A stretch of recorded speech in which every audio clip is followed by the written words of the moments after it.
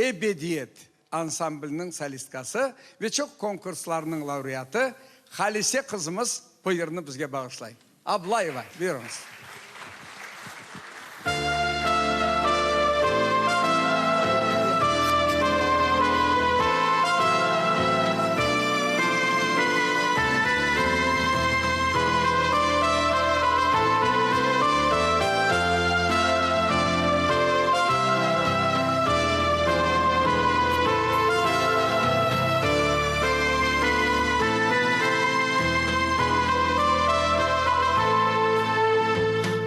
Güzelsin güzel dağların yüce, yürekte varsın diz çok erecek.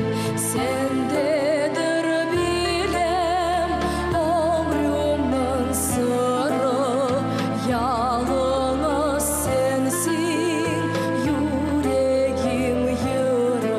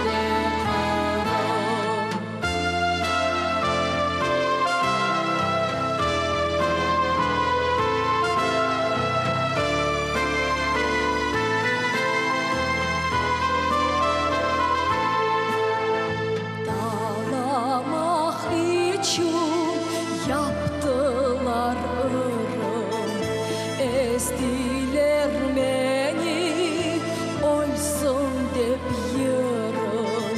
Taktılar lağap, oldum ben tatar. İstegen beni, sak solga sadar.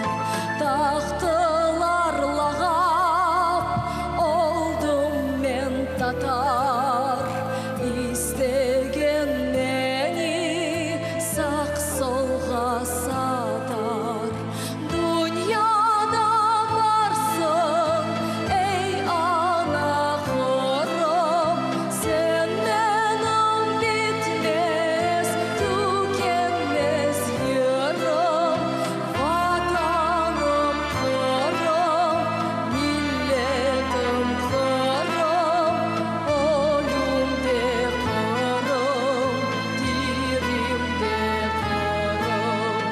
Dünyada varsın ey ana kırım, sen benim bitmez tükenmez yürüm.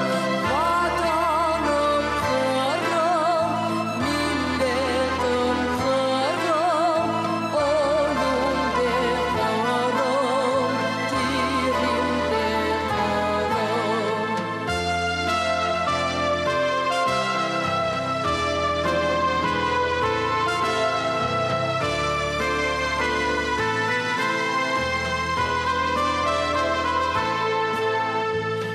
İçretten kaytam hep damcı damcı.